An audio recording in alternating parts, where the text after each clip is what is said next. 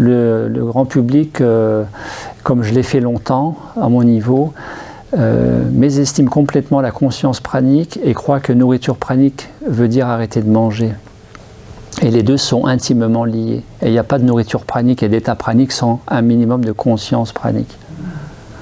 Donc on vote un ou deux, c'est ça? Pour répondre à ta question.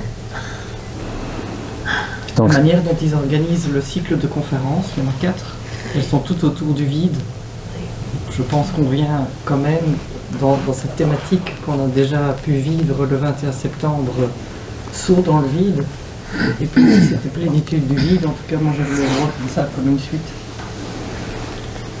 Vous connaissez la symbolique principale du 21? C'est initiatique. La lame 21 du tarot, c'est la carte du monde. Et 21, c'est être passé du 2, la dualité, à 1, l'unité. Par rapport à 12. Eh bien, le mangeur traditionnel, qui est beaucoup plus mental, cartésien, il fonctionne beaucoup plus sur un plan horizontal de la vie, passé et futur, pensant que demain ça sera mieux qu'aujourd'hui, et dans la dynamique liée à faire et à avoir, croyant que c'est avec ça qu'on sera plus heureux. C'est être piloté par un fonctionnement en mode 12, la dualité. Et la nourriture pranique, c'est de rééquilibrer le 12 par rapport au 21, fonctionner un peu plus en mode 21, c'est-à-dire moins de dualité, 2, en plus d'unité, 1. Et plus nous sommes dans l'unité, et par définition, avec ce qui dérange, parce qu'être en unité avec ce qui m'arrange, et ce qui m'est facile et que j'aime bien, c'est pas de l'unité.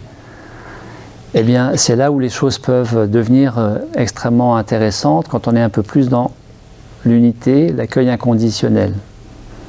Et pour ça, ça passe obligatoirement, et c'est ça la nourriture pranique, par moins de mental. C'est pas qu'il faut plus de pensée du tout, c'est pas ça. Qui dit moins de mental dit moins d'ego, pour plus de conscience. Mais la conscience, il y en aura davantage si on est plus relié, connecté au cœur.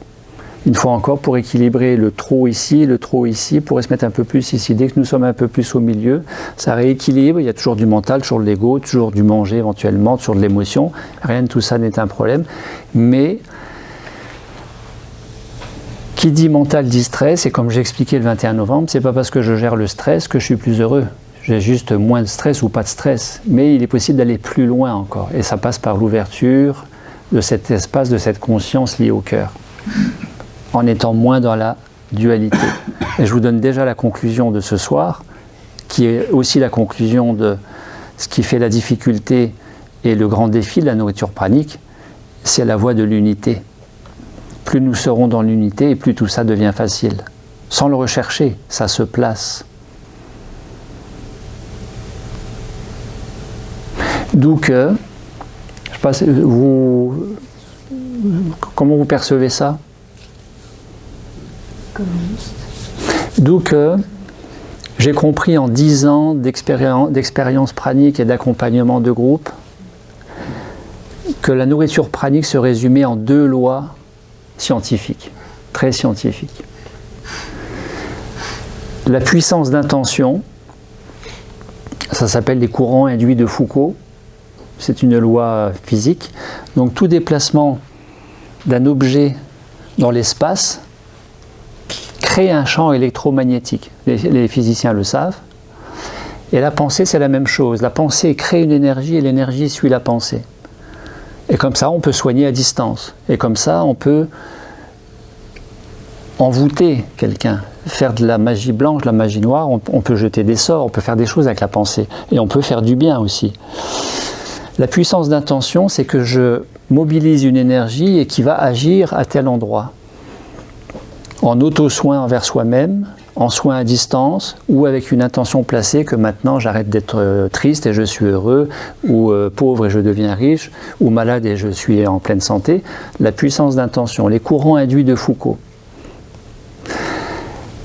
Et la deuxième loi qui est complètement complémentaire à celle-ci, c'est la loi de moindre résistance électrique qui se mesure en ohms. Vous savez, la résistance électrique dans les fils électriques, plus la résistance est faible, plus les ohms sont bas et plus le courant électrique circule. Et bien, c'est le principe de la moindre résistance du mental qui freinerait la puissance d'intention. Si vous êtes en puissance d'intention avec un doute, un scepticisme, une crainte, ah oui mais qui je suis pour être heureux, ça n'a jamais marché, j'ai jamais eu ma place de voiture en allant en ville alors que je la demande 100 fois, eh bien ça ne marche pas bien. Donc, puissance d'intention, courant induit de Foucault, et loi de moindre résistance mentale, la résistance électrique en ohm. Les deux-là doivent aller de pair. Et plus vous êtes aligné, cohérence pertinente dans votre intention, ce qui n'empêche pas la remise en question, hein, ce n'est pas les œillères non plus, plus ça fonctionne. Et c'est pour ça que je dis, vous voulez être pranique, arrêtez de vouloir être pranique, vous êtes pranique. Quand vous mangez lumière, vous mangez conscience, vous mangez présent. Quand vous conduisez, quand vous marchez, quand vous parlez, quand vous téléphonez, quand vous travaillez, quand vous sortez les poubelles, du matin au soir, soyez en présence à partir de ce foyer du cœur. Et pas à partir de « je pense que je suis présent ». Et ça le fera de plus en plus. Et la nourriture pranique et tout le reste dans la vie. Que ce soit un projet de mariage, un projet de travail, un projet de voyage, un projet de je ne sais pas quoi, de santé.